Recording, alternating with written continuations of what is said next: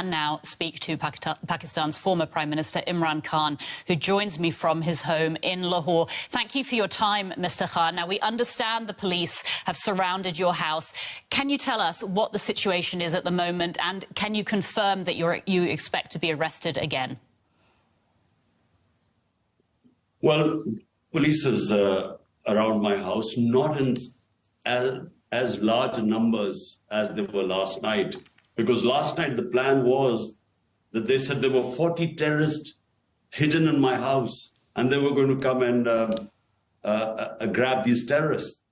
So therefore, the whole area was surrounded by police. But what I did was I asked all the journalists beforehand, I said, come over to my house and see where the terrorists are. So that diffused the situation because clearly there were no terrorists. So that's when the police could not take action. But the answer to your question, do I expect to be rearrested? Yes.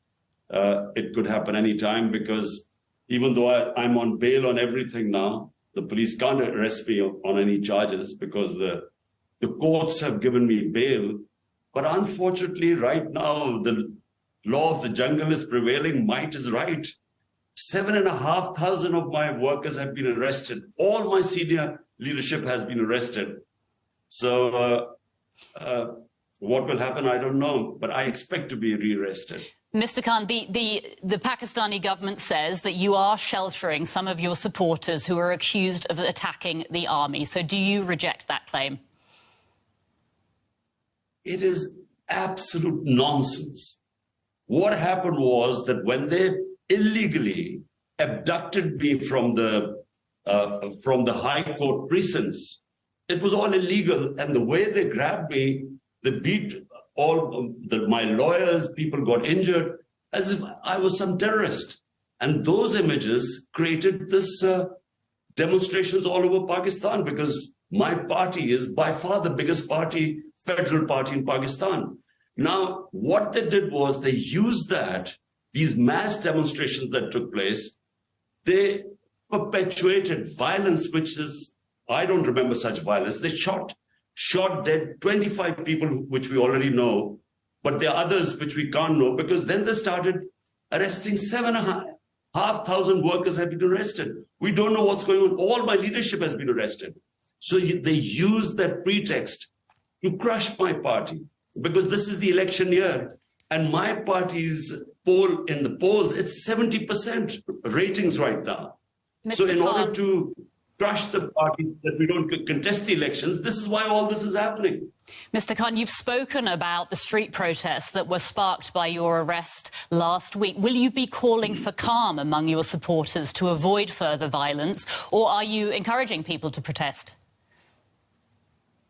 Look, the protest took place when they saw me being abducted from the precincts of the High Court by the army. That's why the protest took place. There are no protests right now.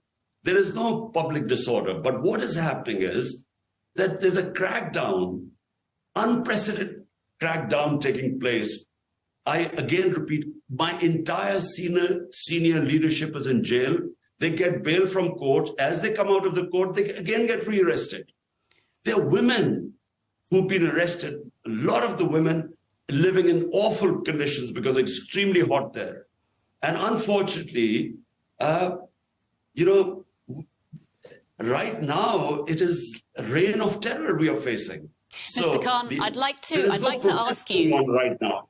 I'd like to ask you, if I may, about the dozens of cases that have been brought against you in recent months, mostly on charges of corruption, but there's also terrorism, contempt of court. I'd like to hear from you. Do you deny all of them? Look, there are 150 cases on me. Out of those 150 cases, 4 were when I was in jail. When I was inside the jail, there were 4 more criminal cases against me. There are 40 terrorism cases against me. 15 criminal cases in one day. Even a hardened criminal could not commit 15 crimes in a day. So there are 2 corruption cases which are being contested. So, I mean, as someone who's been known in this country for 50 years, never committed one crime, certainly in the last few months, he's had 150 cases. No one believes this. People know me in this country for 50 years. You have accused the country's military chief of being behind your last arrest, and you've also accused a senior general of being involved in a plan to kill you. These, of course, are serious accusations. Do you have evidence that supports these allegations that you've made? The senior military intelligence officer was involved in my assassination attempt. I preempted it. I warned everyone that this is going to happen. When it did happen, I was lucky to be alive. 12 people got bullet wounds, one died, and they would not let me register a case. It was my fundamental right that the suspects who were involved, I should have registered a case so they could be investigated. They never even allowed an investigation. So how am I going to bring my evidence forward? And whatever evidence was coming through a joint investigation committee, they sabotaged it. So how am I going to bring my evidence in public? And as for the charge of the army chief, well, the army is who picked me up from the High Court illegally, ruled by the Supreme Court. And the orders to the army comes right from the top. So one man takes the decision. Mr. Khan, your country finds itself in a political crisis right now. How do you see this crisis playing out, developing over the coming months in Pakistan? Pakistan faces a huge political crisis, but even a bigger economic crisis, because we have never had